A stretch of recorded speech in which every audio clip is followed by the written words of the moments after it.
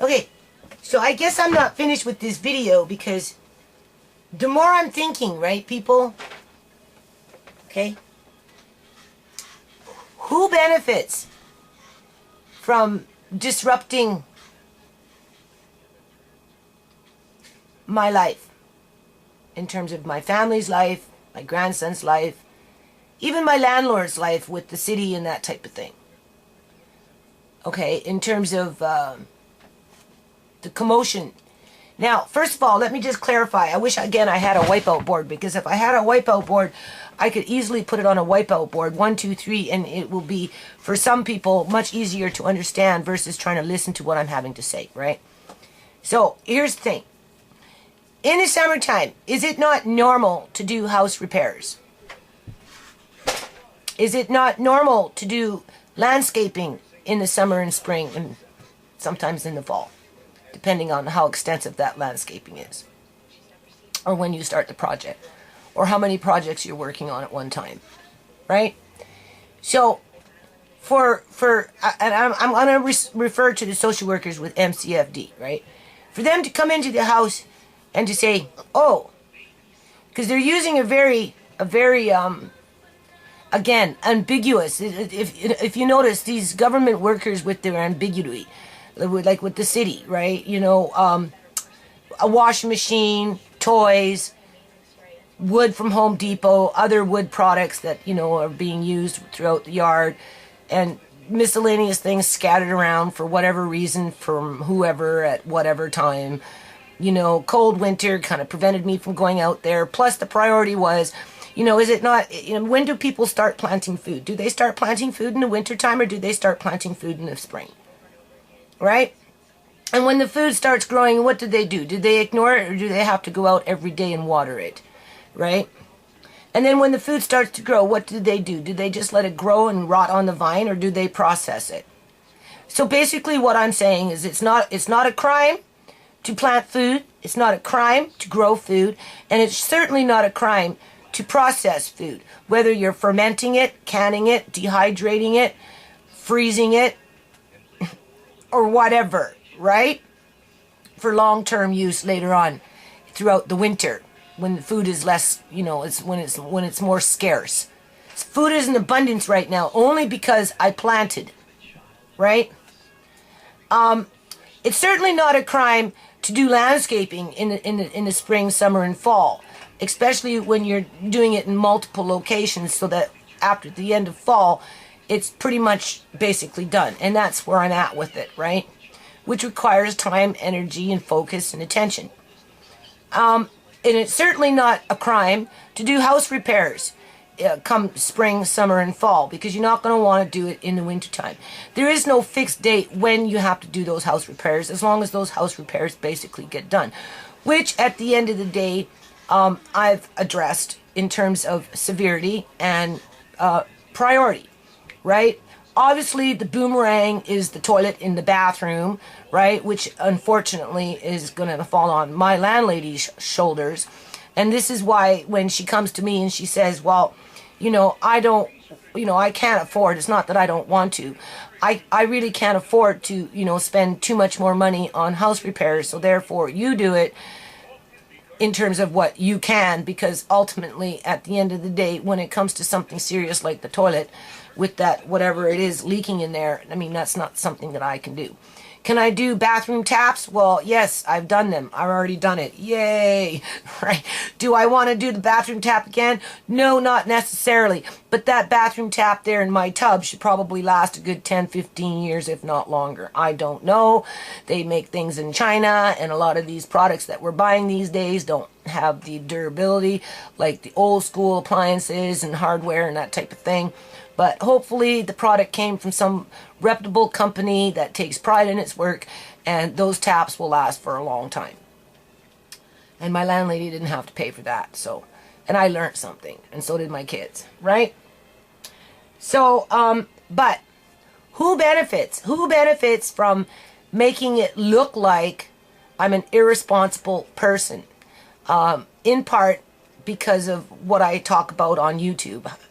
Whether I'm relaying the information correctly, like I said, I wish I had a chart in front of me right now that I could easily availably use to show that it is not a crime to plant food, that it is not a crime to grow food, it is not a crime to harvest food, it is not a crime to do repairs on shed roofs and, you know, and porches, and if you need be, get underneath kitchen cupboards and just the whole 9 yards. There is no emergency. But somebody took it upon themselves to call MCFD, which I'm really starting to think is a GMOI, which is probably connected to the Duncan clan, which is why I came back to state this fact, which in fact is probably somehow maybe even connected to Fraser Health Authority and quite possibly CIBC Bank, since they're so quiet, because it's the quiet ones you have to worry about sometimes, and CIBC Bank isn't doing nothing right now. In part because they're watching my videos, because they have everything they need to know about the nonprofit. They have the Google New Nations Unity, you know, the Constitution comes up, right? My Twitter feeds come up, my videos come up, my YouTube channel comes up, and so does GMOI. And that's only because Uncle John went missing and that website needed something to hate on and gossip on about and to deflect upon what happened to Uncle John and his family. Right? So, if they can make it look like I'm an irresponsible grandmother as they're egging it on their thread, okay, as they're egging it on their thread, on that blog, whatever it is, on GMOI, right? That Andre shouldn't be here. They're going to try and create a scenario where that could happen based on their allegations of whatever. So in this case, it's 2 screws in a rail that's holding the stairs together. 2 screws holding the stairs together. That's very ambiguous for social workers to be coming to my house for a 3rd time under an anonymous phone call, basically, because that's what it's an anonymous phone call, right? Even though, realistically, under normal circumstances within life activities, it is normal to plant food, normal to grow food, if you have the available space and you actually dug out the ground so that you can grow food. It is normal to harvest and preserve that food. It is normal to do landscaping in the spring, summer, and fall. It is also normal to do house repairs. Does everything get done in 1 month? Well, obviously not. Right? So, you know, I'm at the point where, well, if I continue to do videos, I guess I can continue to have social workers show up at my house randomly throughout the next umpteen years. That's pretty much what it's coming down to. And that's what I'm going to tell these social workers. That, you know, if I continue to do videos and I talk about just everyday normal stuff that goes on, and the highs and the lows with the different emotions that comes with those highs and lows, and, you know, and how people react in a reactory kind of a way, like, you know, and just how, like, okay, I was watching this YouTuber yesterday. His name is Willie D. I actually asked him to participate with the foundation. Now, whether he listens to my videos or not, probably not. He's in Texas. But just the way he was going on talking about how these trolls, these anonymous YouTube users are, you know, kind of doing what they're kind of doing to me. Like, they're very, you know, they're very vicious in terms of what they say, how they say it. They don't get held accountable for the things that they say. You know, they gang stalk, they do all kinds of crazy shit, people. They really do. In my videos, I've documented this, right? And, Andre, turn that down just a bit, okay? I'm not going to be very long. And, what, you know, how, you know, how he's kind of like dealing with it in terms of, like, you know, oh. I don't know what I'm trying to say here, people. All I know is that if I can continue to do videos, we can continue to have me periodically at some point in the future say, oh, well, you know, MCFD has been called again, this time because there was a paperclip on the floor and somebody could have tripped over it. I specifically used the word paperclip. Is it a conspiracy theory? Damn right it's a conspiracy theory. Because the Duncan clan doesn't want Andre to stay here. Because if they wanted Andre to stay here, they would have let Uncle John come home. They wouldn't have accused me of elderly abuse, even though it's never been determined in a court of law what that abuse is. It's all been insinuendo. And then they took that insinuendo and they applied it to some public hate website, right, that stalks my channel and has their neighborhood freaks stalking my house simply because of the internet and the anonymity around it. So that every now and then they can spring and call in the troops, in this case the social workers, right?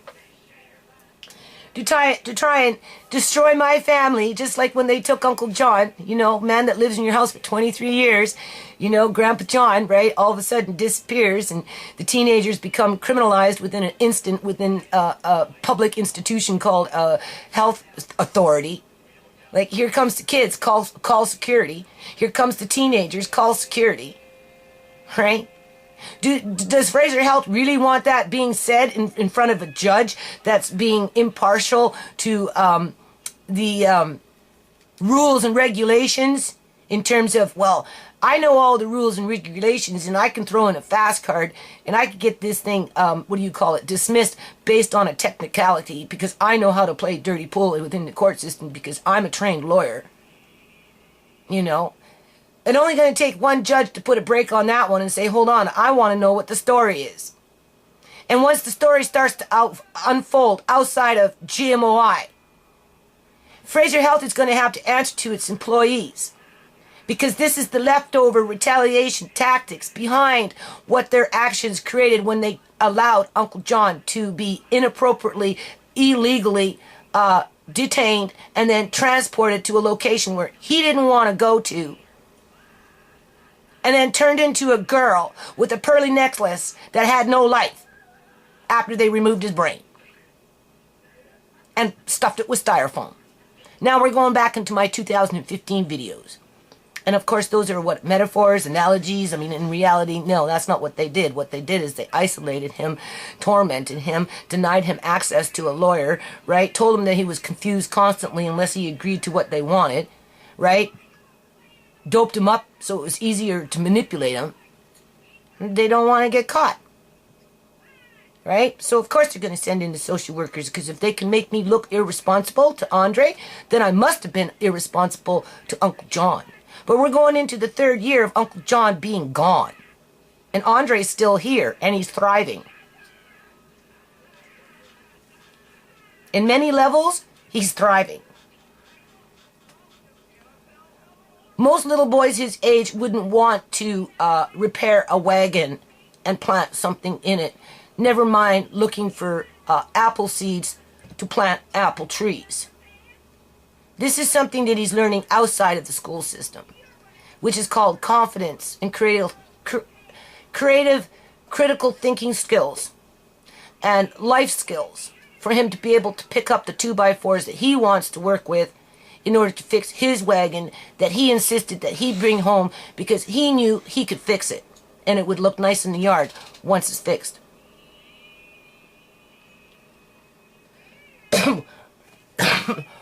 Why some anonymous person would want to take that away from Andre just so they can sit on a computer wherever they are and feel like they're in control of this family's life to protect white-collar criminal activity at the same time if it's directly connected to either the Duncan clan, the Fraser Health Authority, or CIBC Bank, or if it's just some demented individual that has discovered that the anonymity of the internet somehow gives them purpose in their life outside of nothing else than to disrupt other people's lives and never be held accountable for it. Right? So, because it's perfect timing, people. It's perfect timing. It's right before court, and all this stuff is coming together. I'm in front of a master's. It won't be long before it's in front of a judge. One way or another, it's going to be in front of the judge. And the closer it gets to the judge, the harder that the naysayers, whether it's Duncan Clan, Fraser Health Authority, CIBC Bank, or that troll that just has no life sitting up in some location that nobody knows about except the IP address.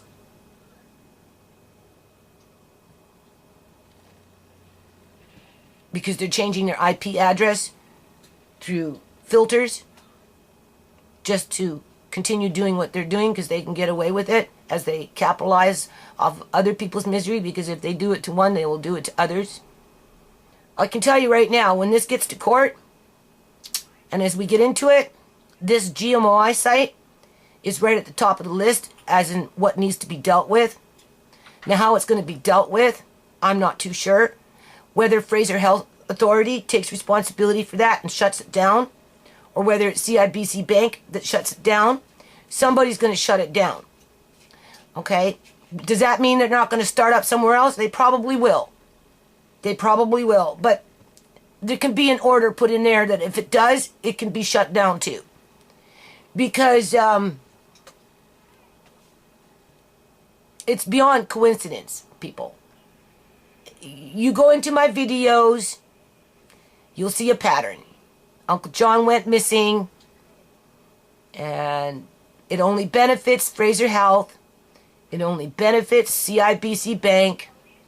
It only benefits the leader of the pack, the Duncan Clan.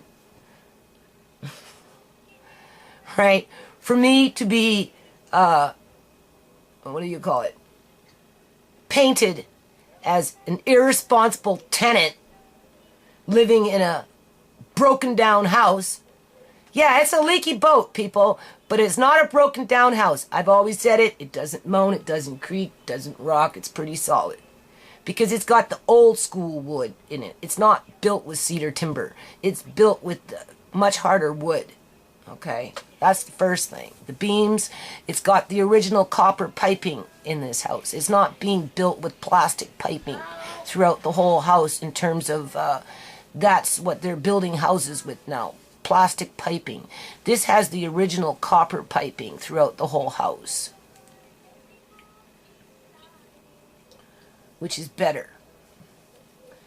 So I just wanted to say, in light of this court situation, right, it only benefits some people to have social workers come into the house and look for ambiguous things, right, so that they can discredit me, so that when it goes to court, they can draw on that and say, oh, but Your Honor, look, if she can't manage with her grandson, she can't and couldn't have managed with Uncle John, even though I've never had social workers in my life regarding my own kids until my oldest daughter had Andre. As a matter of fact, in 2003 up until 2007, almost the whole year of 2007, I looked after that little girl, Gari, for 3.5 years for the Ministry of Children and Family Development without pay. And I raised my own 5 children without ever having social services be involved. So why all this kerfuffle with Andre outside of somebody's trying to protect what happened to Uncle John? They don't want it in front of a judge who is impartial to want to know the story and the truth, so that a conclusion can come out of that ending after it's all said and done, and my family can actually get on with our life and stop being in limbo as we have the anonymous trolls listening to everything that I've got to say for that ambiguous next phone call to MCFD to try and derail what's going on in terms of planting food, growing food, preserving food, having food for the winter, doing house repairs, growing walnut trees, growing oak trees, repairing wagons. If we can learn to repair the wagon, we can learn to make a wagon. Andre's going to learn to repair the wagon, and then he may want to make a wagon. No. And because we have, hold on a minute, and because we have the pattern with the repaired wagon, we can make a second wagon, and we can make it better, because Nana does have the tools in the house, which at some point more are going to go into these sheds once they stop leaking. Okay, so we'll just finish it on this note. Here's those 2 little apple seeds that Andre found by that apple tree that was decimated. Only looks like maybe one is viable in there because the other one has been cracked. One is plump, not cracked, flattened. One is plump, one is kind of flattened. So I would suspect only one will grow. But you never know. These are plum seeds from our plum tree, which we're going to try and grow, which are actually quite easy to grow because when I went out there this year, there were several plums growing from seeds. So we shouldn't have any problems growing plum trees from seeds, but we're going to do that anyway. We have already done a couple of these. I just found another one, so we're going to put this one in the ground. Now, the problem with what I did with these ones is I buried them completely. I'm not sure if they're supposed to be completely buried. I think you're supposed to leave a little bit out. But anyway, this one I'll do half and half. And then these ones here, he just got from an apple that came from a store. So whether they will grow or not, it's hard to say. Now, just as a final note, when it comes to, and here's another one of those. You can see there's one right there. So we're going to plant 2 more of those. We're going to plant those. We're going to start those in a petri dish. We're going to start these ones in a petri dish. Right? We have some wild cherry tree seeds that we picked up that we might try. I would think that they have to stay cold. I bought some really nice nectarines that I put the seeds in the fridge with the walnuts. And we'll try and plant them come spring. So they're going to just sit in the fridge all winter along with the English walnuts. Right? And we're going to plant those in the spring and see if we can get a nectarine tree. And there was something else I was going to say here. I forgot. Hold on. There. I just found some more on my table. So we're going to just pop those in the ground. This time, no, I'm going to leave them out a little bit.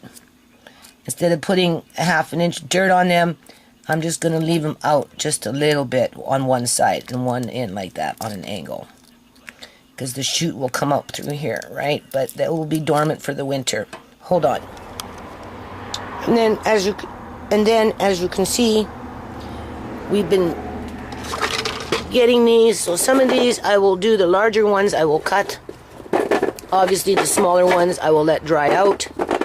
Right? And then these ones, I'm not even going to try and eat them, people. I'm just going to cut them and get them ready for planting for next year. Right? And then we got leaves. So I've got a couple of more bags around the house. So I'm going to get my canning pot that I use to cook walnuts in and my hot plate. And we're going to start boiling up these leaves and simmering them down so that we get some ink just made. It's just that funky camera, right? We get ink just made from the leaves. Leaves from the English walnut, and I have a bag of leaves from the black walnut. Hold on a minute. Look how big this sunflower seed is. It's like huge. It's like 11 feet tall. Anyway, here's that wagon.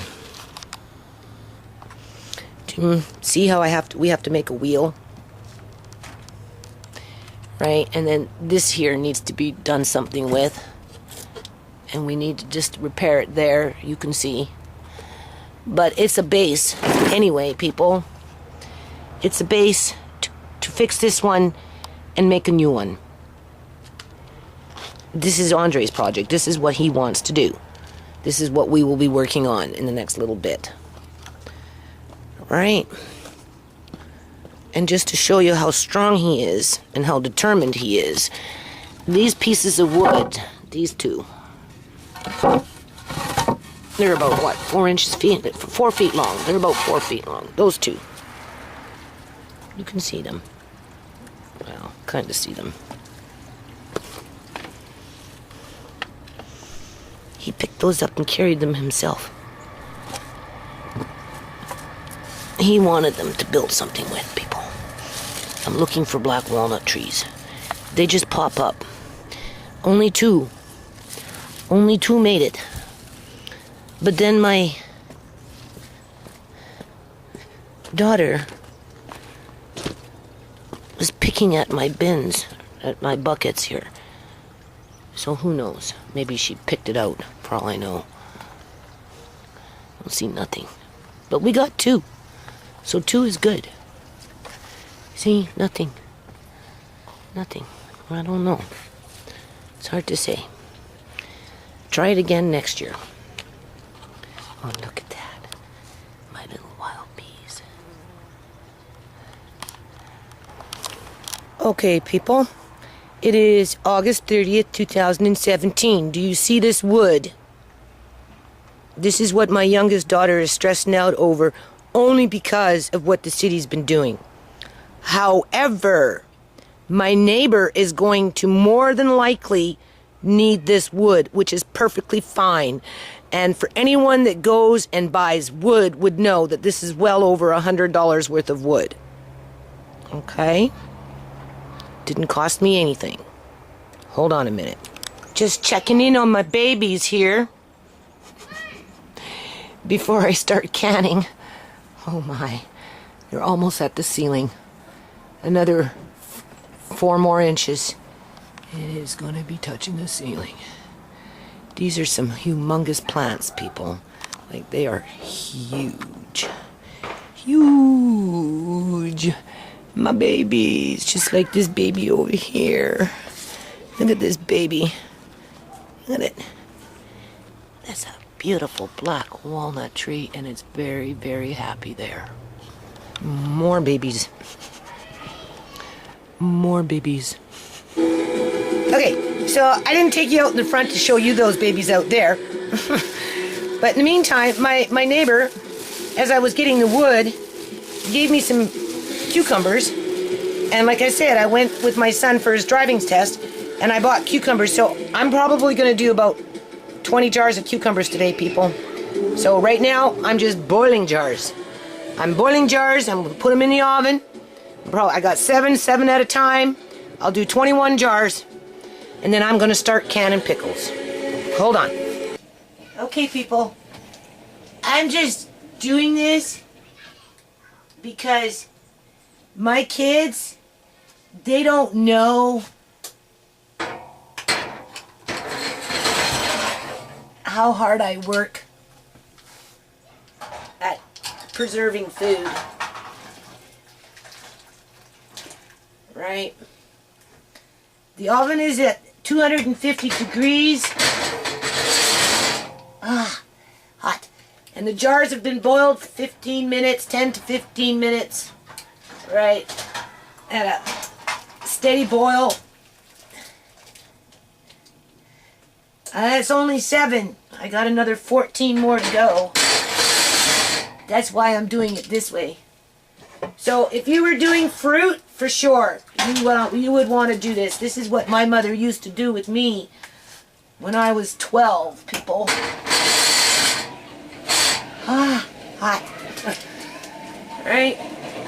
She'd come from the Kootenays with boxes full of peaches, strawberries, pears. Oh, that's where I learned to make pear pie. Because I got tired of canning them with her, so she'd leave some extra and say, well, you go do something with them. So I'd look in Betty Crocker cookbook, and it said pear pie.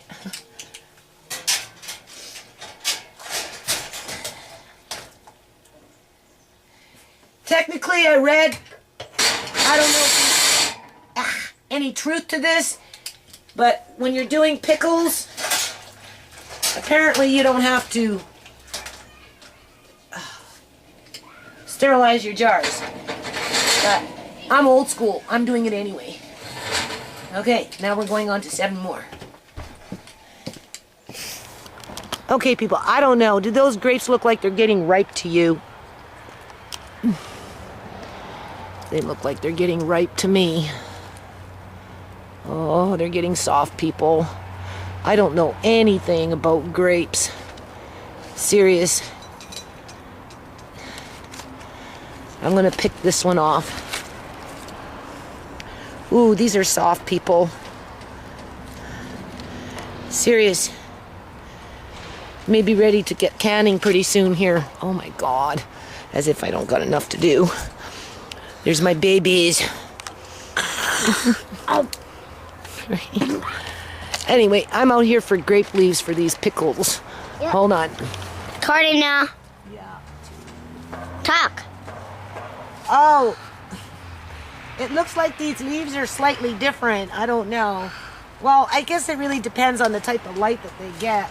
So if we've got 21 jars and we want 2 on the bottom and 2 on the top, 21 times 4 is what? 4. I don't know how many leaves that is, but anyway, we're going to do 21 is 42, 84.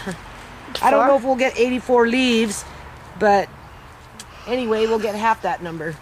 Okay, you can turn it off. We're talking about something? Yeah. No, not right now. Just turn it off. No, look. I'm going to talk about these weeps. Okay, people, so I'm back. So we have these weeps. Now I'm back. And what about these leaves? So I'm back on these weeps again. You're the one that created the subject, so you talk about the leaves. So I'm talking about the weeps today.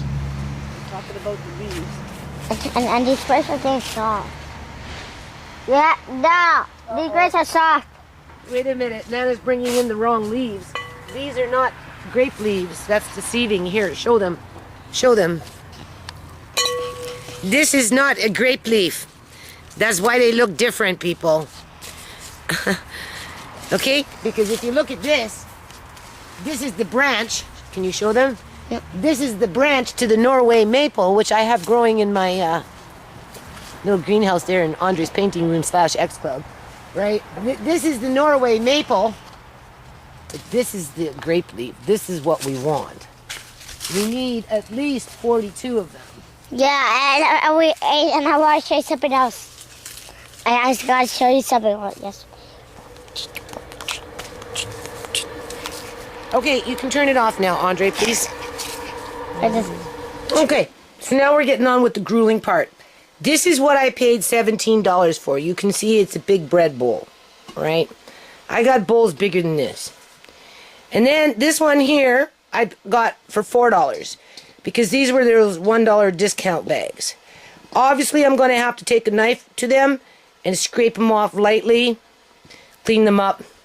Technically, when you're making pickles with vinegar, you're not supposed to be using chlorinated water.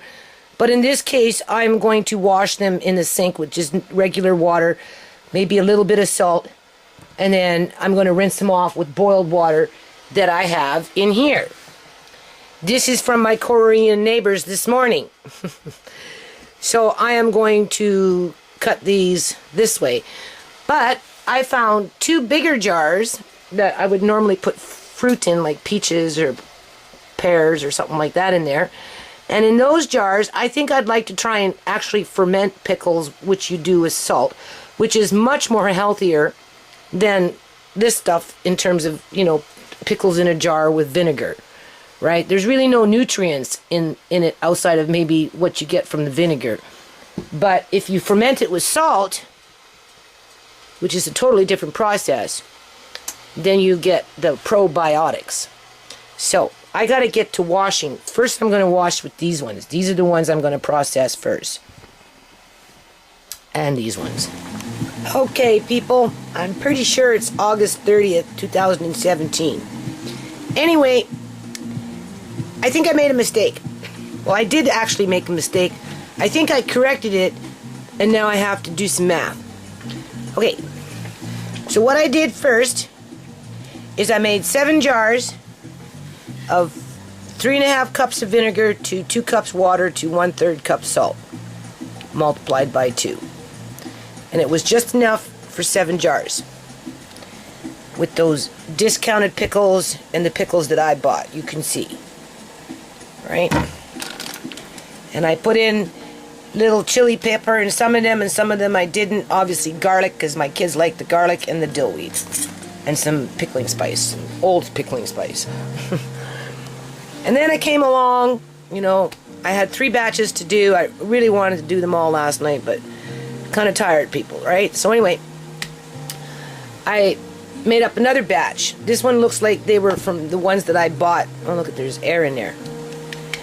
So anyway, these are the discounted ones. You can see I had to scrape it with a knife. These ones, no, right? These ones are much better shape. Okay? And then what happened though is, this is what I did. I used that pot there that's boiling water right now to rinse this off or something, right? Because you want chlorinated, dechlorinated water, right? And I'm not going to go off and buy distilled water, so I'm kind of just improvising here, right? So anyway, I used this pot to mix up the brine, emptied it. I don't know what I was thinking, people, but for some reason I started putting 7 cups of water in the 7 cups of vinegar in the pot of water that I had boiled to put into this pot with the vinegar instead. So long story short, when I realized what happened, these had already been made, but I did start a new batch. Once I realized what I had done, I stopped with it, right? So I added 7 cups of vinegar in the pot of chlorinated water, right? And once I realized what happened, I stopped. And then I restarted in the pot again with 7 cups of vinegar to 4 cups of water.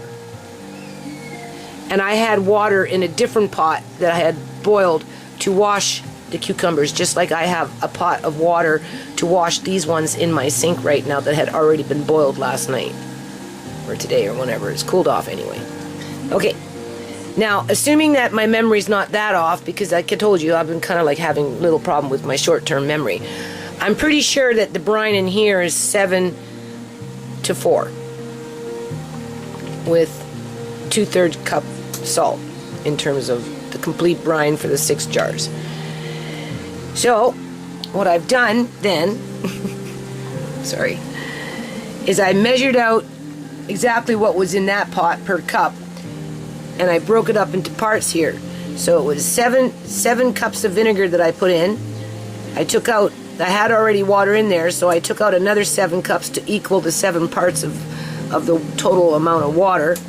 And then I measured the last little bit, which came out at 5 cups of water and vinegar. I should put and vinegar because it's combined, right? And then to break it down in terms of, what was I thinking here?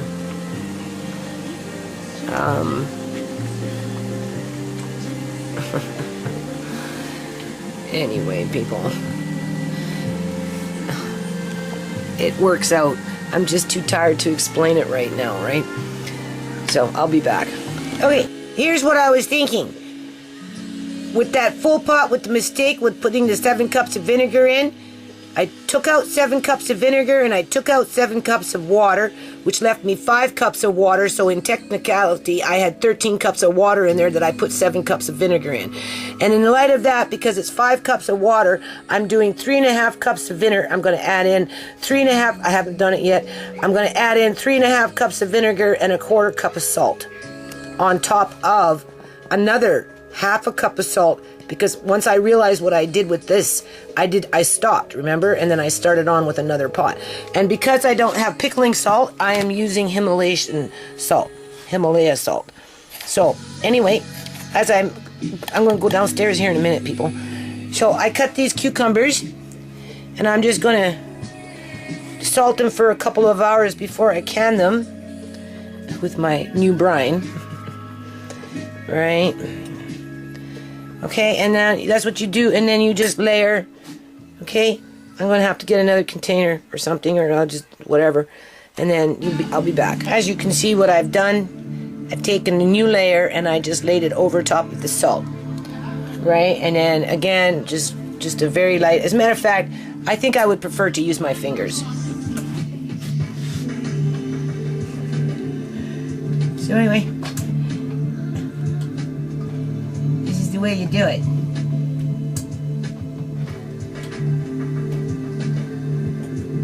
I want to ferment some pickles, like actual ferment them with just salt and water, I guess.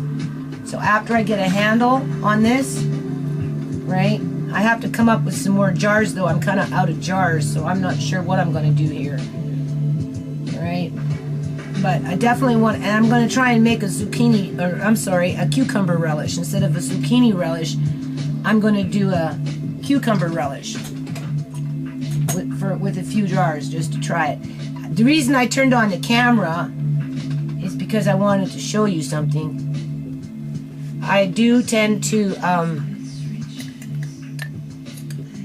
like using my fingers to do the salt. Because there's more, you get it around more even, right? I don't like to use a lot, and when I rinse it, I don't even rinse it a lot. I only do a light one-time solution because I don't use a lot of salt when I do this. I don't always do this, right? And then so I've got everything facing up. Now I'm going to face it down. I'm going to take the flesh part and put it on the other flesh part that has the salt on it, so it absorbs between the two of them, right?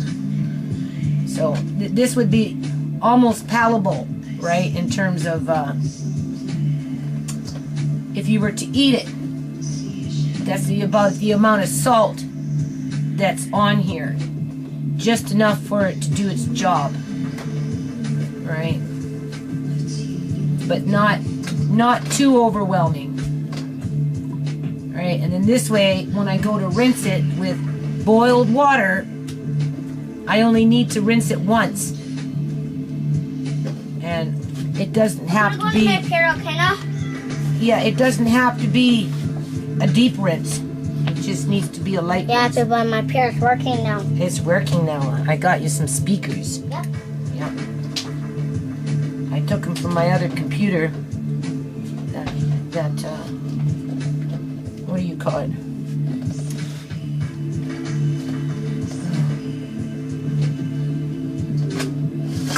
I don't know how much liquid's gonna come out of these. I hope I don't get an overflow. Anyway, that's the next batch being pickled. So all in all, I'd say I probably only did maybe 3 to 4 tablespoons of salt with this, all of this. I'll show you in 2 seconds. Oh God. Now I'm coming onto the camera with a whole bunch of salt in my hands. If it's not dust, it's salt. There, do you see? Where you got it pointed, right? Okay, restart it, Andre. He's okay. No, restart it. Why? Because you're like so It's okay. hostile. Just restart it, Andre. Why? And you're not? Anyway, people, we're going to Okay. do teddy bears here. No, restart it. I would upload as is. Who cares? Recording. Okay, people. So, we're done over there. And now it's just cleaning up. There you are now. Cleaning, speak clearly. Not quitting. Yeah. She is. Okay. You can turn off the computer. Just turn it off for now, please. No, I'm going to Turn talk, it Mama. off. I'm going to talk. No, not now. Turn it off. This is September 1st. Look what Andre's doing. He figured this out for himself. All by that looks like, I know, I can see that you were trying to make a G. Erase. Very good. Oh, and he knows how to erase it. This is amazing. He did this all by himself, people. Figured it out all by himself. Uh-huh. Oops. Pretty close. Not much room. There you go. Look at that. Gee. E. E.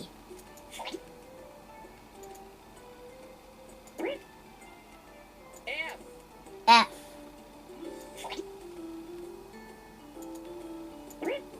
G. G.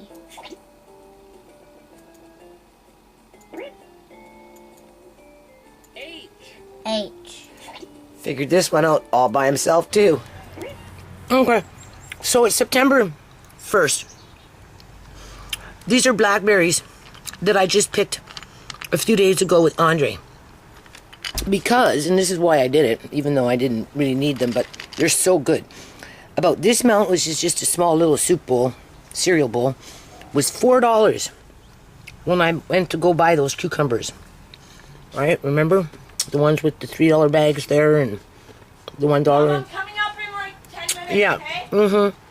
Anyway, so when I got home the next day, I went off with Andre and I picked some more. These are really good frozen, people. Okay, people, this is August 2nd, 2017. Guess where we're at? We're above the shower here, looking up, and the person that's working on this said that he doesn't know what this metal thing up there, right, that silver stuff is. Is that what you're talking about? Yeah. He doesn't know what that is. He's never seen that before, but it's definitely leaking somewhere up in here. So it's been leaking for a while, people, because you can see the furnace pipe, right? This has been like leaking for a very long time. So I don't know. We're gonna flush it. Just hold on. Here.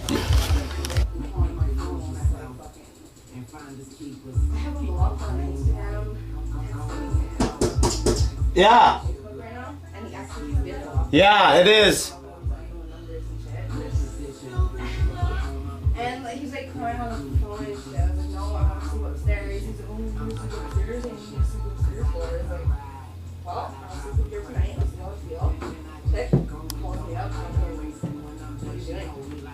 What the fuck do you think I'm doing? I'm laying down, talking to my mom. He's like, having a conversation.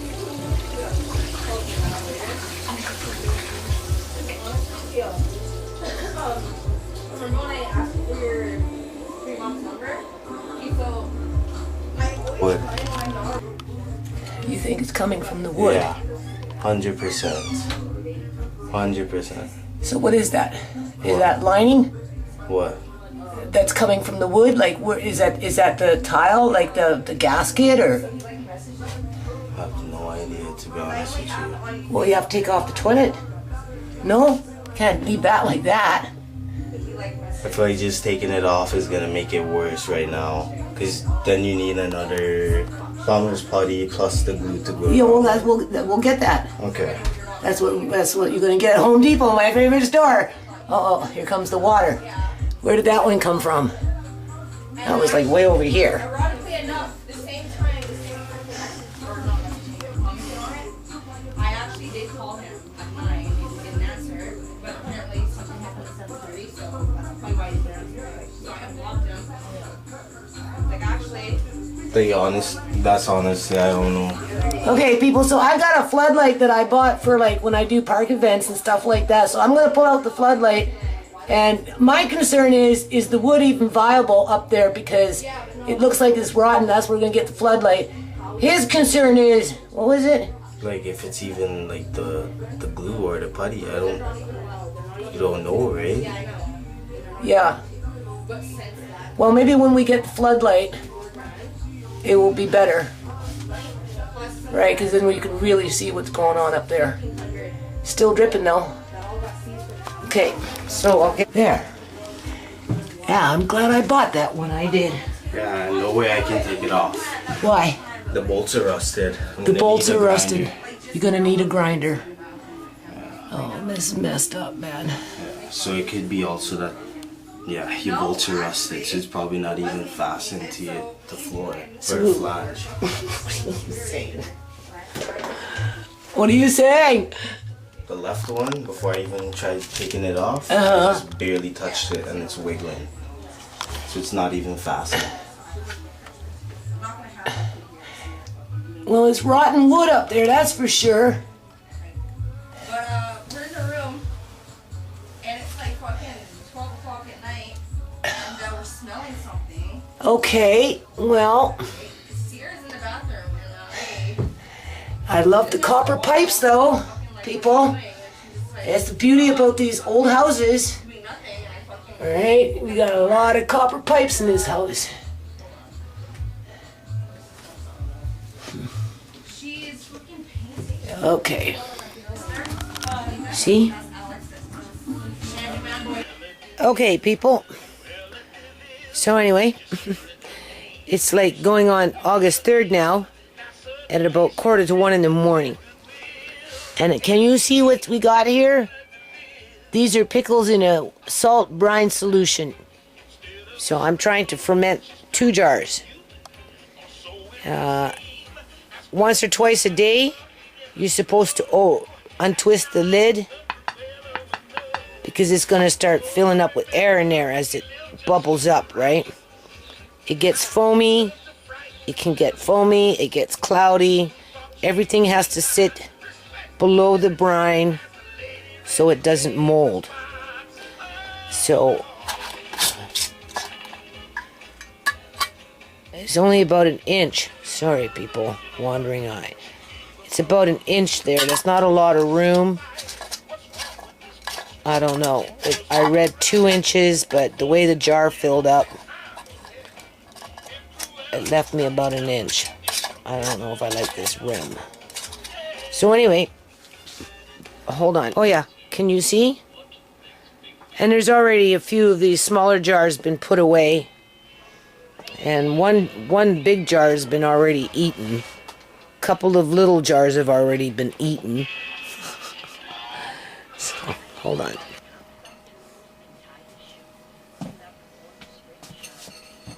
Okay, people. It's August 3rd, 2017, and I'm exhausted. Seriously. I've been moving around, sorting out stuff, because you have to remember my neighbor liquidated a lot of things, so I brought some extra stuff home. You know, I bought mirrors and stuff like that. He gave me those whole whack of blankets that I'm still, you know, having to deal with, and you know, I brought home some bowls and that kind of stuff, right? A couple of pots, you know, for steaming, you know, vegetables or fruit or whatever, and just life in general, right? So anyway, okay, so I'm gearing up to try and boost up the morale, I guess you could say, right? Because what's going to happen over the next little while is obviously the porch, right? We've got my neighbor coming in with some family members that know more about this stuff than I do, right?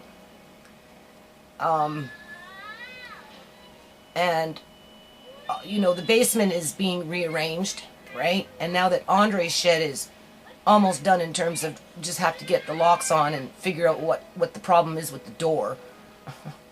I'm okay with one hinge up on top, but not with the bottom hinge on the bottom. Put the bottom hinge on the bottom of the door doesn't want to completely open. Plus we put on the door backwards, so... And it seems like it might be too complicated to try and change it at this point, so I'm just trying to improvise with the door and get a lock on it, and then I can just move more stuff in there, right? In terms of craft materials and that type of stuff that can sit in a bin, in a plastic bag, over the winter without being, you know, mildewy up, so that come spring I can pull out the bin and maybe do something out there in the back with the table and the kids. So my daughter just walked in. Hold on a minute. Okay, people. I got about 52 minutes on this camera. So anyway, it's the next day. Like 7 o'clock in the morning or something like that. I woke up at 6. So that would put it at August 4th, 2017. As I was saying, I don't know what I was saying because my daughter came in. Seems like maybe she might be going into labor. So it's a slow labor. Because that was yesterday. And I haven't heard anything yet. So I would suspect that my grandson, I have another grandson coming, would be born probably within the next day or 2 or 3. Because she was already dilating. So, outside of that, right, what's happening here is I've spoken to my landlady. I'm just jumping in from where I think I left off because I didn't even go back into the video and listen to the video, okay? I got too many things I have to do, right? I'm just keeping the history of the nonprofit out in the loop. We're in the YouTube loop, okay? So, I spoke to my landlady, and like, I don't know if I mentioned this, I don't think I had a chance, but when I paid rent, right, I told her that we were going to try and do the best that we could in terms of, doing, to see what was leaking. Because if it would have been just a gasket underneath the toilet there, right, that was leaking, we could have done that. But I'm not sure. I'll probably put the other stuff first, and then I'll just let this drag out. It'll be a long video. It is what it is, One day somebody will watch it and look back and reflect on it, right? I'm not trying to piecemeal it together to, sell you propaganda or sell you a story, or I just tell the story, right? I'm like a storyteller, like the walnut monkey that shakes the tree, or the walnut that says, "Don't leave me behind." Andre and I, we still have to write those stories. And I started to draw little pictures, but I'm not really an artist. Those skills kind of left me a long time ago, right? I used to be able to draw more, but who has time to draw, right? Draw pictures. So, besides that point, and then I told her, like, if it looks like it's more serious, I'll call you, right? So anyway, I did call her, and she's coming over probably tomorrow with a plumber. Now, I advised her not to use the plumber that she's been using, because everything he does, he breaks it, and then he has to come back and fix it, or he doesn't do it properly the first time, and then he has to come back and touch up what he didn't do. So I'm a little concerned about this plumber coming, if she gets the same plumber, because if she gets the same plumber, he'll just go in there and be real fucking rough and just, and then something will be broken.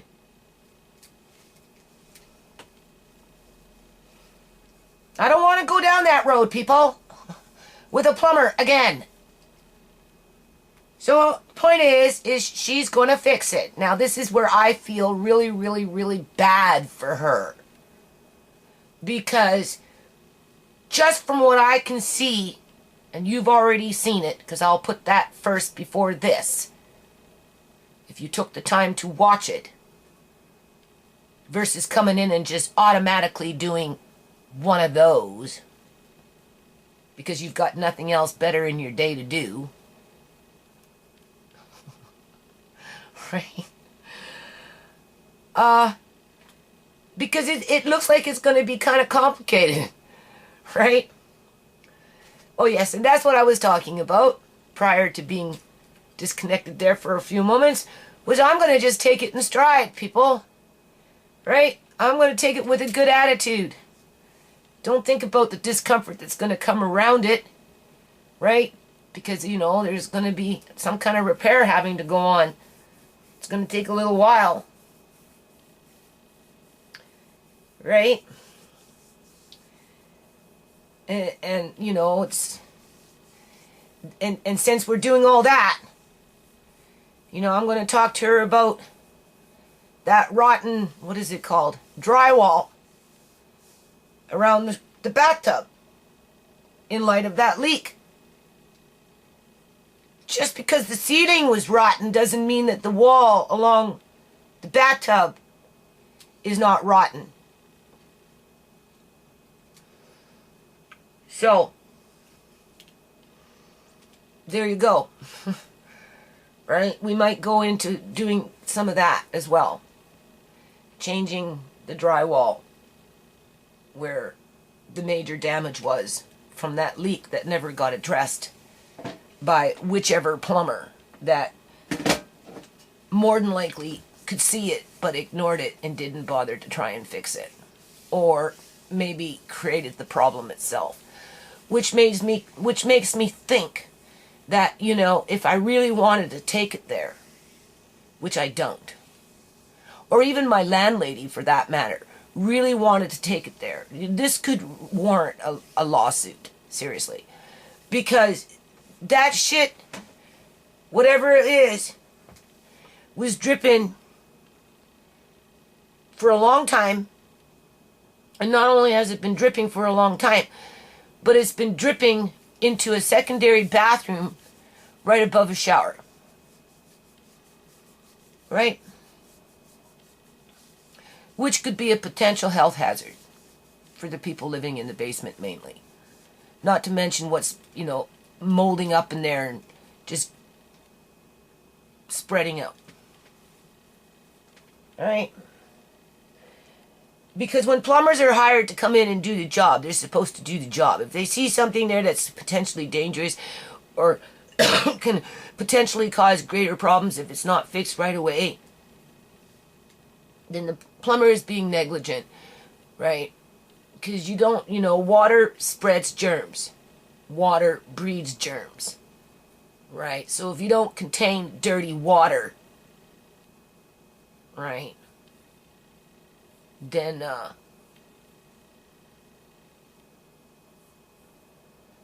you're just asking for trouble. So I'm going to try and take it in a positive note, though, in terms of, well, things are being dealt with anyway, right? And, I'm thinking about this MCFD stuff, wondering who called this time. And there's only really 4 possibilities, people. Okay? 1, it's my neighbor next door. Because they're like a Marnie when I lived at the apartment buildings. Not so much like a Marnie, but kind of like a Marnie, where they have their camera watching and videotaping everything and anybody along the street, who's going in and out of the apartment building, who's parking their cars on the road. Who knows, right? Well, they got the same kind of thing over there. They got cameras front, back, and left, and just... He's got like 3 cameras on his little rental property over there for whatever reason. And one time, Andre... Because this screw thing, there's only one thing that I can think of that would warrant any outsider to say, oh, well, we got a phone call saying that your house is unsafe because the stairs are unsafe because they're only screwed together with 2 screws. Or something like that. And the only thing I can think of that would be involving screws that might need to be replaced or whatever is the one rail that, I don't know, a couple weeks ago, and I'm sure I mentioned it in my videos, which gets me into suspect number 2. But suspect number 1 could be the people next door with their video camera into my yard, watching me work all day long, whatever it is that I'm doing in the yard for the day, with Andre playing and doing what Andre does, even though a lot of those days he's playing with my neighbor's kids in the alley between their yard and our yard. So, whether they're videotaping their own kids, I don't know. And they seen Andre jump off the rail with me standing at the bottom, turning around, looking and saying, hey, you can't do that because, that rail is not safe. It's a little wobbly. Nana has to fix it, and you shouldn't be jumping off of rails. But he's a little boy, so he's going to jump, right? He climbs like jumping. I used to jump too. I used to jump when I was, how old was I? 10. 10 years old. I was jumping off of mountains, people. Sand dunes, right? But when I was 10, I lived in this 2-story old house, right? In Victoria. And you'd go on the... it was like a little garage that had a roof. So you'd go on the roof, and then there would be like the garage, and then in the little space in between, right, a little walkway or something, right? And then on the other side of that walkway were those pussy willows. Pussy willows, pussy willows? Right, with the little brown things. And it was like a whole thing of pussy willows, right? So me and my friend, who lived downstairs and I lived upstairs, we used to go up on that porch, and we'd start at one end of the porch, and we'd run, and then we'd jump over that little walkway and go flying into the pussy willows. Oh, it was so fun. I remember. That's all we did one summer was just jump into the pussy willows. So it's not unusual for children to be jumping. That's why they make fairs, people. That's why they make these Ferris wheels and all these rides, because people just like to be outside of gravity, I guess you can say, from time to time, right? So, you know, were they are they videotaping my yard 24/7, watching to see who goes in and out, watching to see what I'm doing out there in terms of, you know, yard work or building or whatever, or just, you know, watching, right? And they picked up on that, and they got all goony and, you know, quickly ran to the phone and dialed the number, right, to report that Andre was in danger because he was, you know, jumping off a rail with 2 screws in it that Nana hadn't had a chance to fix yet, even though she told him not to jump off the rail prior to him jumping off the rail, right? And he did it anyway because he's a kid. And then she reminded him that, you know, he can't be jumping off the rail, never mind one that needs to be fixed. Rick was supposed to fix it, but Rick disappeared, right? Rick was the guy who put the roof on the hen house, aka seedling room, and then went off to the corner there and was going to make me a little shelter for my miscellaneous 1x1s and 2x1s and those kind of pieces of wood, just to keep them out of the rains. You know, as I'm working on Andre's walnut art, we might need some of them for trim, or whether I use them for plants, you know, as, you know, sticks to have them crawl up and go, or whether I need them for my window frames. You get the point, right? Right now they're just tarped up. I kind of wanted them off to the side, where a little more, you know, aesthetic in terms of eyes, the way you see it. So, or it's a GMOier, right, who watches my videos, takes notes, and tries to find things in what I say as a means to phone a social service office to file a complaint that my grandson is in danger, because right there on the website where GMI is located in terms of my video blog section, you know, it's written where more than once that I shouldn't have Andre and that Andre should be taken away from his house. This is what GMI promotes. So, being that they promote that and they encourage that idea, right, with rumors and gossip and defamation of character, it wouldn't be unreasonable for somebody on that end to be phoning up to try and make that happen, and watch my videos and just listen to what I'm saying so they can pick something that might warrant a home visit. Okay? Or, like I said, there's only 4 things. Or, it was the cops that came that day when I called on my youngest daughter's brother to have him stop moving my stuff around without the full story, right? And just making it harder for me, and my youngest daughter and her boyfriend, because now we have to remove it. And we've been removing it. Right? My youngest daughter had to come home and clean up his mess because he wasn't listening to me to stop, even though it had already been sorted out prior to that. And because I called the cops on him, he got vindictive and he called Social Services, MCFD, Ministry of Children and Family Development, out of spite. Or it was the cop who didn't get the full story, because you never get a full story in 15 minutes, right?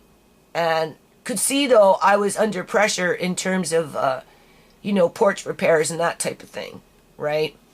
And because the garage is like a holding bay, like a, when you're cleaning and stuff, things start to pile up usually in one corner, right? That's why you have porches and stuff, because things kind of spill off into one corner as you pick through it to put it away.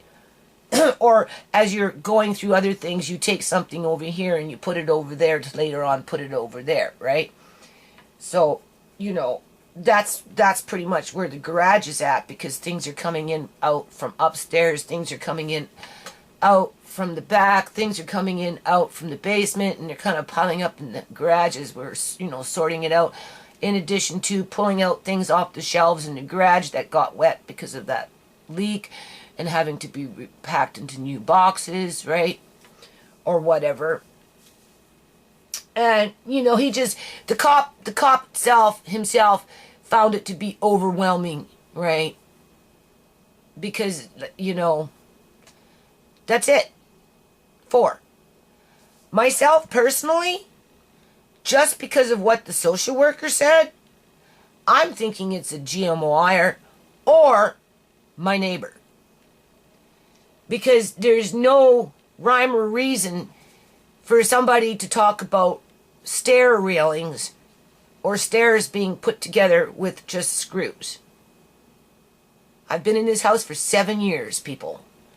One of the reasons I moved into this house was because the stairs were good for John. If the stairs weren't good for John, I would never have moved in. Like I said in the past, I have given up houses for the simple fact is they didn't have the appropriate stair for Uncle John to go up and down on. And it had to be with a safe, solid railing. So these railings on these stairs have been holding up for 7 years. And really, they're the least of my problems when it comes to porch repairs in the bathroom, which are both being dealt with, right? With people that know what they're doing. So, in light of that, all I can do is just try and stay positive with the whole process, with the inconvenience of things being built. Right? Like, in other words, they're going to come in and take the toilet off of the floor, and, you know, they're going to be doing this, and they're going to be doing that, and it might take about 4 or 5 days, and, you know, and my kids are going to be stressed out because, you know, they can't have a shower downstairs, and, you know, when they come upstairs, right, you know, the toilet is sitting there on the floor, and, you know, stuff like that, right? Like, that's just... That's like when they, you know, the plumber broke the mainland pipe, and mainland pipe. He broke the mainland pipe in the front when he was chiseling out the branch line. But, you know, and then all of a sudden I had a big bowl of lemons, and I'm like, well, hell, if I'm going to have a big bowl of lemons, why not dig me a hole for a pond? So now we've got the second pond coming in. I don't think I'm going to put the second pond in this year because it's already going into fall. But I'm definitely going to lay down some bricks along the side of the house here for sure. And I'm going to even try and finish the bricks up by the greenhouse and a little bit back here.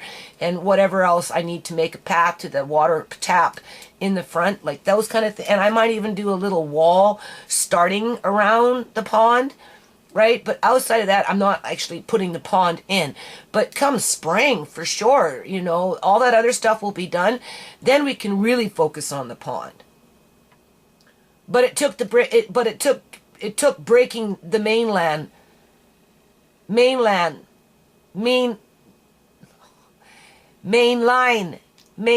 branch. I'm tired, people. I slept on the couch.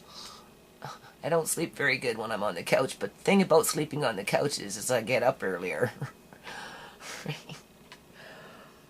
So, it's gonna be an all day. I'm trying to pick and choose my battles. Which one should I start with?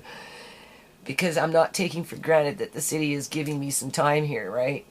I tell my kids, just because the city is giving us some time here, right, doesn't mean you can take it for granted or take advantage of the situation. So I've got the wood that's still sitting up there over my fence from my neighbors for the porch. So I really have to move that today. Plus I've got a wheelbarrow and 2 buckets out there with the sand because we brought in the sand. Well, it's sort of like a sand, right?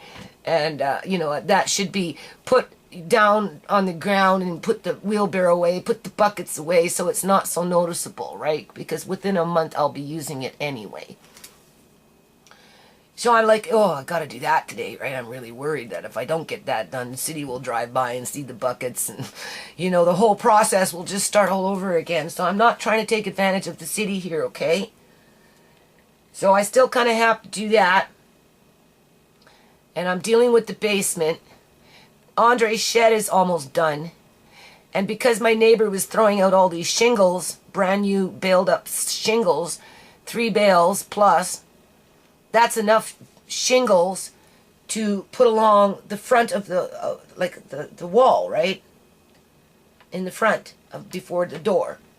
So it kind of gives it an earthy look, like a little log cabin or something like that. So that kind of needs to be done, right? Before winter hits in. And because I've got tar paper, it's perfect because I can lay down the tar paper and then hammer it on, I would think.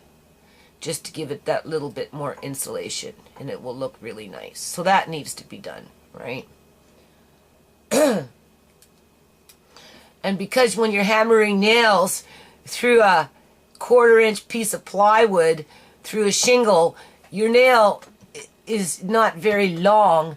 So when Andre and I went to the store and to the walnut tree the other day, I found a couple of sheets of plywood that are, used, right? So they just need to be washed, and I figure if I put them behind the wall before I hammer on the shingles, I should have enough wood to handle, I guess, a 1-inch nail or a 1 1/4-inch nail when I hammer these in so that they don't poke through on the other side. So I got to work on that, right? And Andre found a little wagon there that they didn't want, so we have to repair the wagon. And then he's going to put plants in it. He's getting pretty strong, people. I don't even have to ask him. He just offers to either one, pick it up and bring it home himself. In terms of like 2 2x4s that were cut into 5 feet in length. Pretty sure it's about 5 feet, 4 or 5 feet in length. He just picked them up and carried them home. Because he wants to fix the wagon that was there.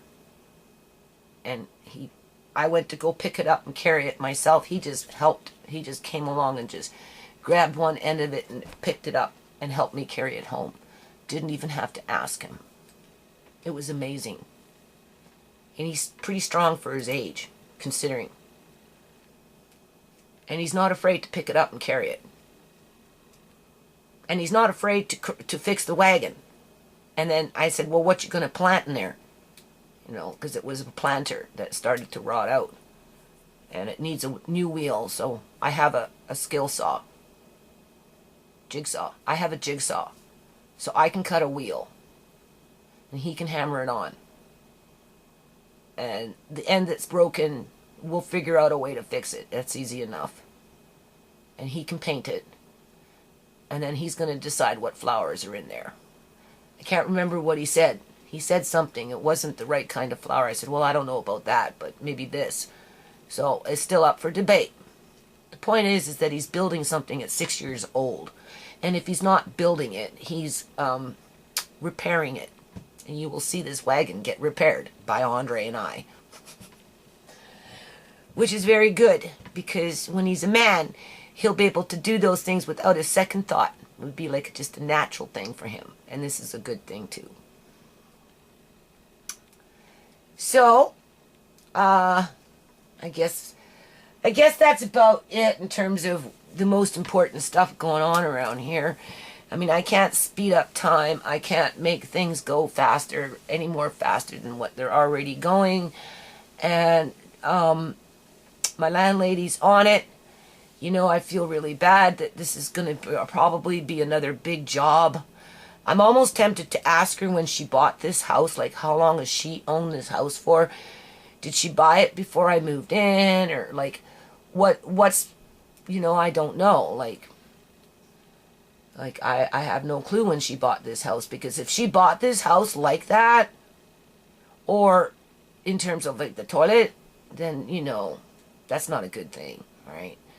If it's just something that happens over time, I don't know what the probability of this type of problem happening over time. I'm going to ask the plumber, though, like, how often do you see this kind of problem, right? I don't think it's very often, but it could be just age related to the house itself, right? Again, though, the last plumber should have said something. They should have prepared my landlord for it. That's what a good plumber does. A good plumber doesn't go around breaking things just to create more jobs for themselves. And if they see a problem, you know, they're supposed to inform the owner of whoever they're doing that inspection with that there's a problem, so that the owner can prepare for the necessary repairs, or choose to repair the problem then, since the plumber is on site. So we kind of missed that little detour, but I guess I'm just gonna upload this. I don't know. Andre was doing some videos there. I'll probably just include it in with this video. I like to try and keep him in the loop. He likes it. You know, we still want to do puppet shows and stuff like that, but there's just no time. So not right now, but I will show you. Hold on a minute. I will show you. This is all we got. I think this is all we got. There might be one more little one of these around. I don't think so. I did manage to put 60 in my fridge in terms for planting next year, right? The last batch I brought in, I just basically washed them. They sunk to the bottom. I let them dry and I just stuck them in the fridge, right? Because I like growing walnut trees. So these guys are ready to be cracked open pretty much, right? I can tell. You can tell by the way they feel, right? So 2 reasons why it was like this year compared to last year. One is because the trees produce every 2 years in abundance. So they kind of go dormant for the second year, right? And then they come in again on the 3rd year and they'll mass produce. And then the 4th year they kind of go into dormancy and so on, right? Or it was the cold snap that affected actually a lot of trees. That affected the plum trees, affected the pear trees, affected the apple trees. It affected everything, even the white oak tree. Okay, so if it's going to affect those trees, there's a high probability that the cold snap affected the walnut trees. And I don't even think there's very many black walnuts as well.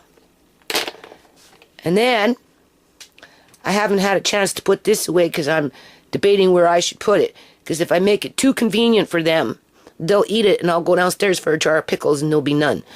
So, I don't know. Still debating. These guys here, this is what, day 2? Day 2? So, they've been fermenting. What you do is you want, from what I read, now I'm no expert on this stuff. Okay, this is not like a sourdough. Let me sit down with this. I'll just talk you through it real fast. Okay, there's different types of fermenting. Okay, this is fermented in salt, right? With a vegetable. If you're trying to make a sourdough starter and you want to ferment it, when you begin, you want a cheesecloth or something over your sourdough so that, or even open to the air, so that, what do you call it? The yeasts pull in what's in the air in terms of the yeasts, the bacteria, the right kind of bacteria, to ferment the flour to turn it into a sourdough. So in other words, it has to breathe. It has to breathe in order to be able to draw in on what's in the environment when it comes to yeast to make a starter for a sourdough under a fermentation process. Whereas with a pickle, a vegetable, you don't want that yeast or whatever other particles are in the air going into your fermentation, because it's a different type of fermentation. You're not trying to grow a yeast here. You're trying to preserve a food, right? So, from what I gather, from what I read, you need to have a tight-fitting lid on it, preferably. If you were doing it in a crock pot, right, a big crock pot, you have to weight down your pickles or vegetables or whatever into the brine. And as it's fermenting, it's going to create gases and bubbles. Now, I've already opened up and released this. So, let's see if we can do it. I'll show you. There we go. Here, I seen a bubble here. I don't know if you can see this. There we go. You just unscrew your cap, because what's going to happen is this should be able to pop. See, do you hear this one? After a while, as it ferments, the air bubbles are going to accumulate, and they're going to rise, and they're going to want to escape. And in this case, you can hear it's not doing that because it's filling up with air. So at some point, I've already done it this morning. So at some point, but it's filling up fast. You can hear it. There's nothing compared to this one. Right? So at some point, you open your jar.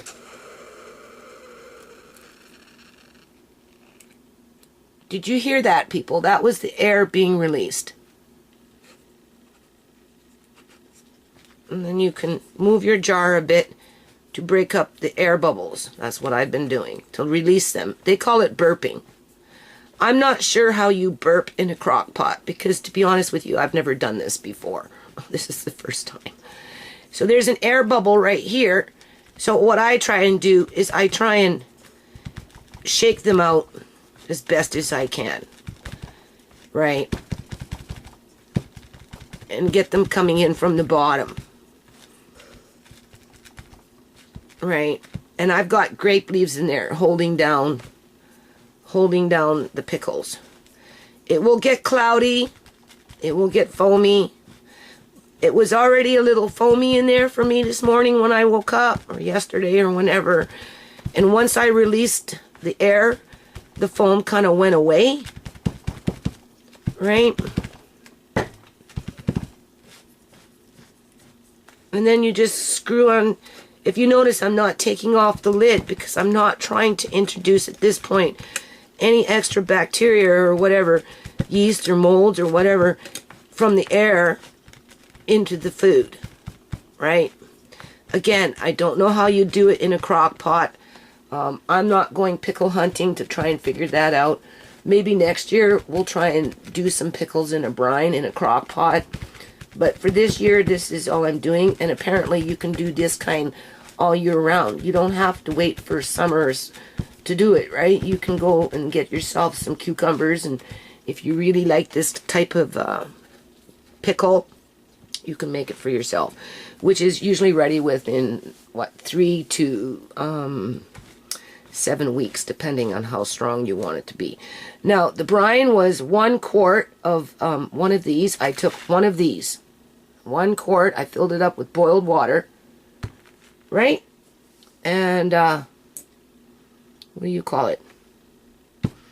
I added 3 tablespoons of Himalaya salt. Himalaya salt only because, from my understanding, like I've said before, it has no iodine, and it's available. I did 3 tablespoons because it's been quite warm in the house. Anything above 85 degrees, 85 degrees I think it was, they say go, instead of 2 tablespoons, do 3 tablespoons, just because it's so hot. And because it's been so hot, I would think that it's more than 85 degrees, so I just threw in 3 tablespoons. Otherwise, I would have done only 2 tablespoons to 1 quart of water. And that's the ratios that they give.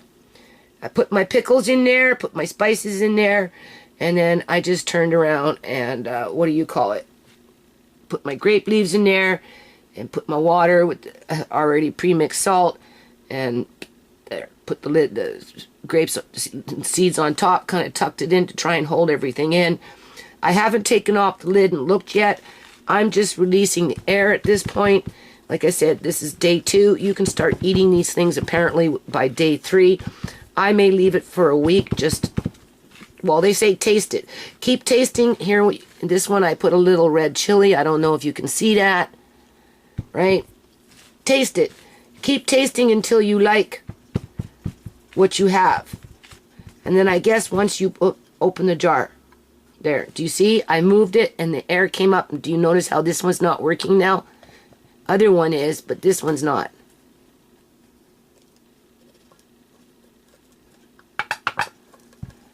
So we're just going to release it again. So start by day 3. Apparently you can start cutting off little pieces and tasting it. Right? If your brine runs a little low for whatever reason, you can top it off. You can add more if you want it to ferment for a little longer. And then I guess once you get it to where you like it and you put it in the fridge, the cold neutralizes it and then pretty much keeps it, from my understanding, at the flavor where it is, basically, to the time you put it in the fridge. Right. And these have probiotics. This is a natural food that's good for the gut.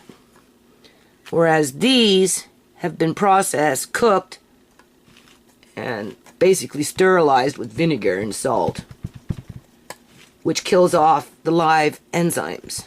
These ones have live enzymes. So, that's what we're trying to make here. Live enzymes. Hold on.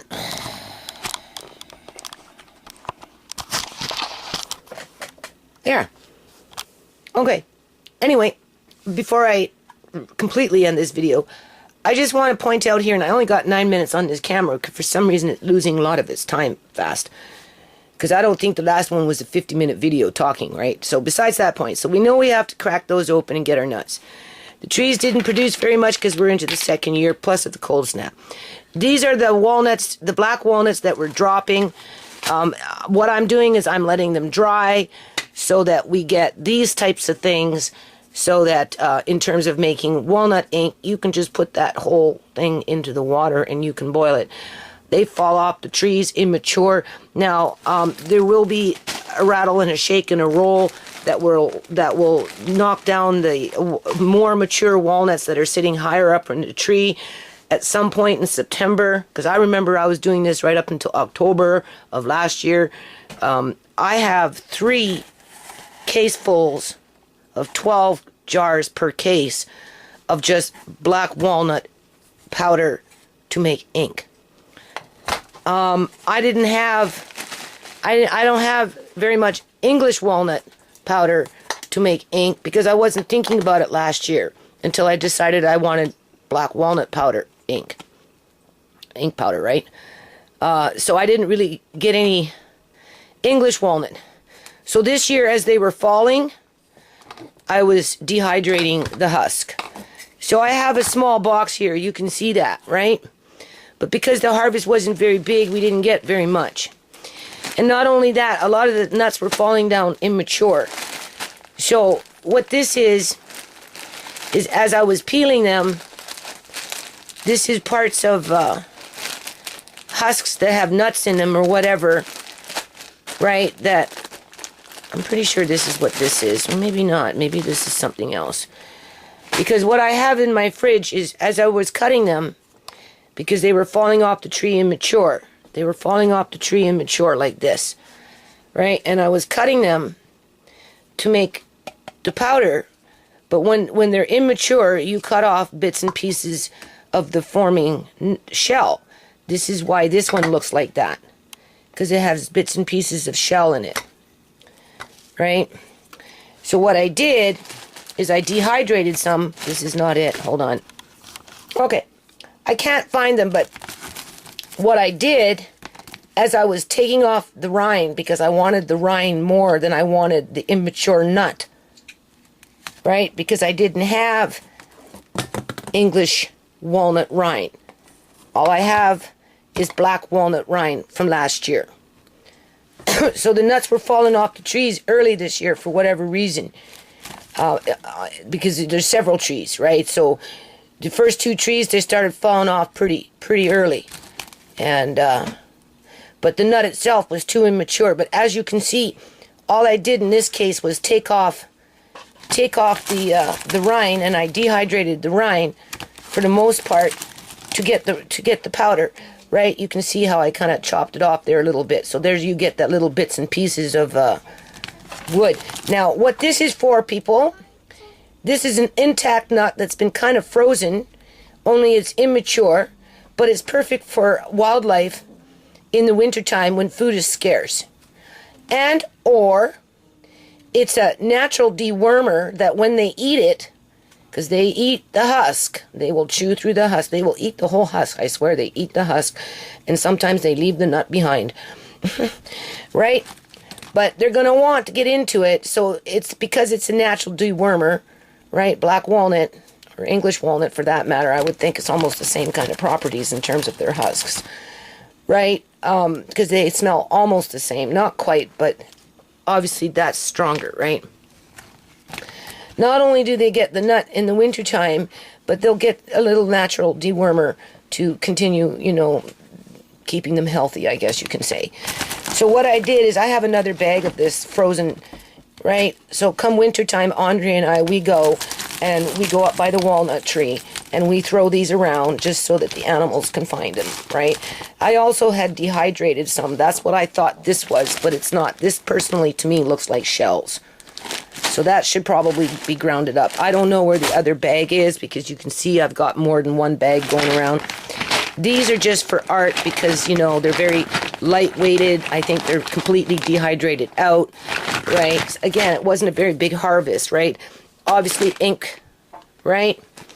So I'm going to just grind up this one here, I think, put it in here. And, yeah, so hold on.